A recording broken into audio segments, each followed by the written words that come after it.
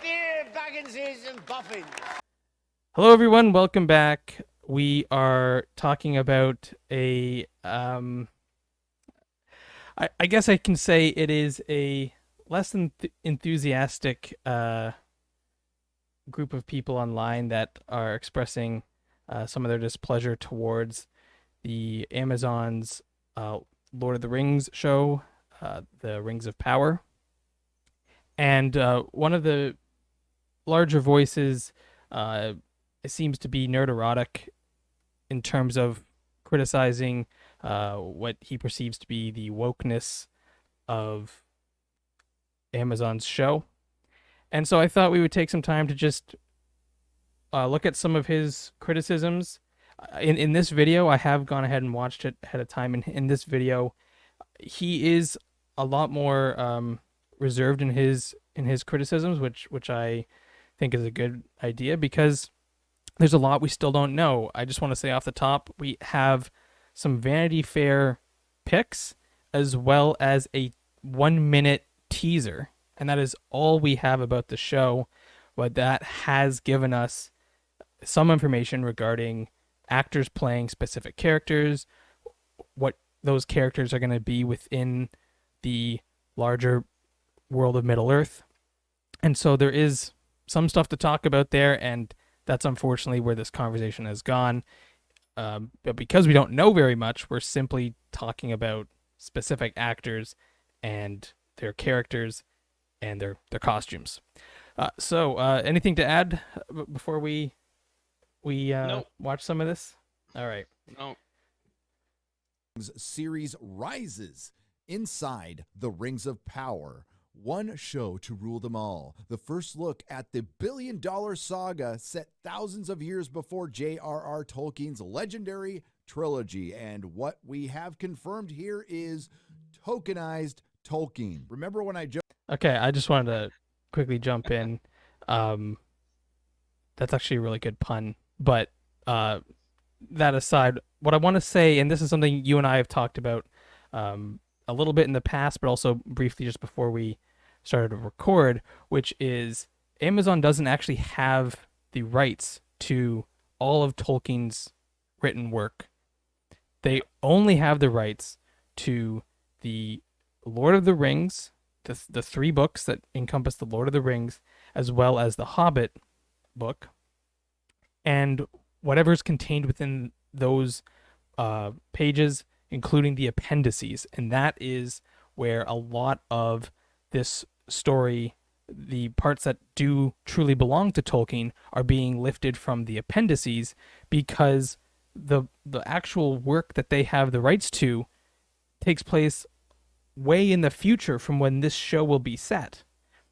Yeah. And so, while yes, this is a show that is set in another era of Middle Earth, they don't actually have the rights to Tolkien's vision of that era. And so that can lead to, as we were talking, to some problems in terms of how much can they actually bring in from the other works that they don't have rights to, and how much of that is actually off limits, and they actually have to actively avoid using certain key plot points and potentially specific characters that appear much more predominantly in those works versus in the appendices and just offhand mentions within the original trilogy and The Hobbit. And so I just want to point that out before we get too deep into this, because there's going to be a lot of criticisms regarding potentially the plot and how it unfolds differently from what is stated in many other works of Tolkien. And we just don't know how much of that is because they're not allowed to use those plot points. So I just wanted to make that clear. Anything to add around that? I don't know. Is having a beard a plot point? Yeah, we're gonna get to that. I think let's first talk about the tokenization of Tolkien, and then I think we'll get to the beard. Joked about War Galadriel? Well, here she is. Okay. Yeah. Let's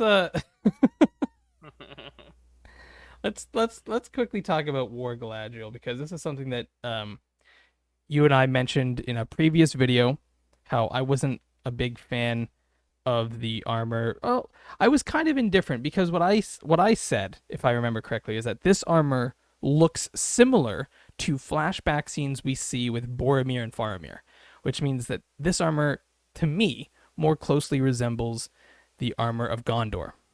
Yeah. And then I think we rationalized it pretty well, which is perhaps Gondor, which we do know is descendant from a line of kings that do have elven blood in them.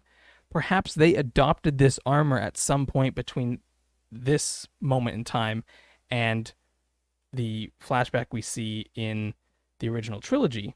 Perhaps they just simply adopted this elven armor, and the elves changed their armor over time as well to what we see in the original trilogy.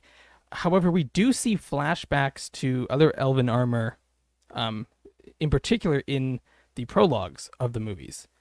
And so there is some potential inconsistencies depending on how deep you want to get into the nooks and crannies of the armor design.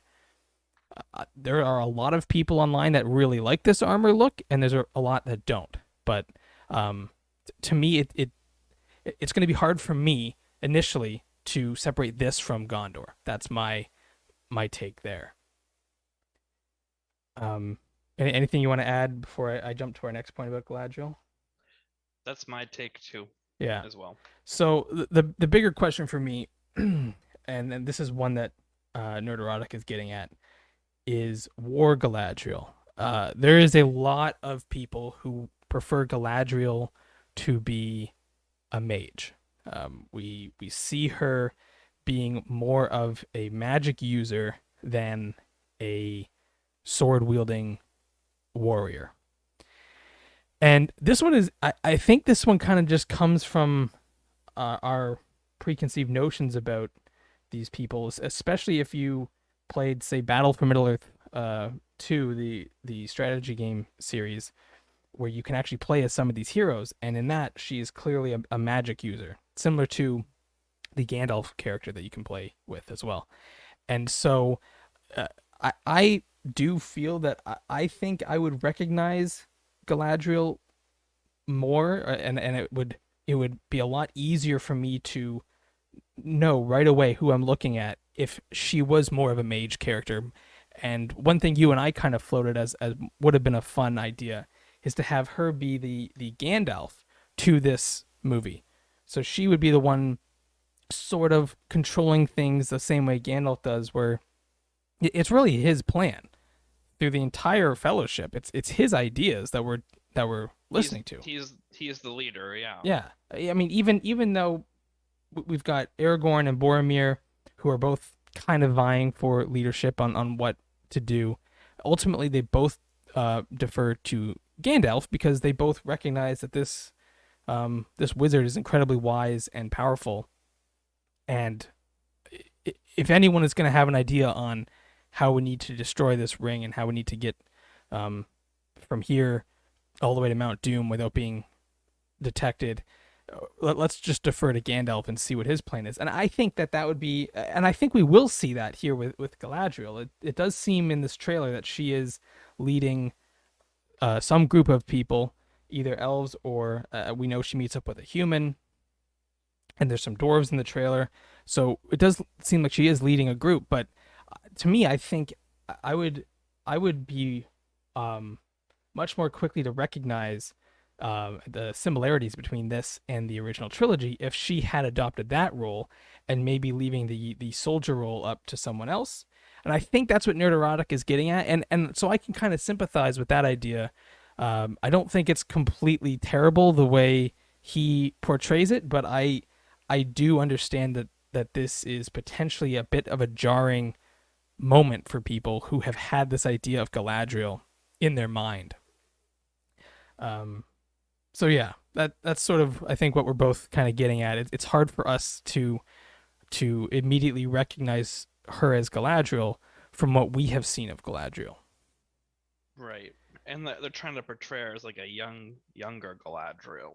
Yes. Yeah. Well, and that's the other thing too, is so the Galadriel we meet is much older, wiser. Perhaps the character we meet actually does have this sort of backstory, and through these moments she has recognized that the way of the warrior is not the right way, and she would prefer to take a step back and kind of handle things using a bit more diplomacy, a bit more magic, and maybe she at the end of this series puts down the sword for good and never to pick one up again.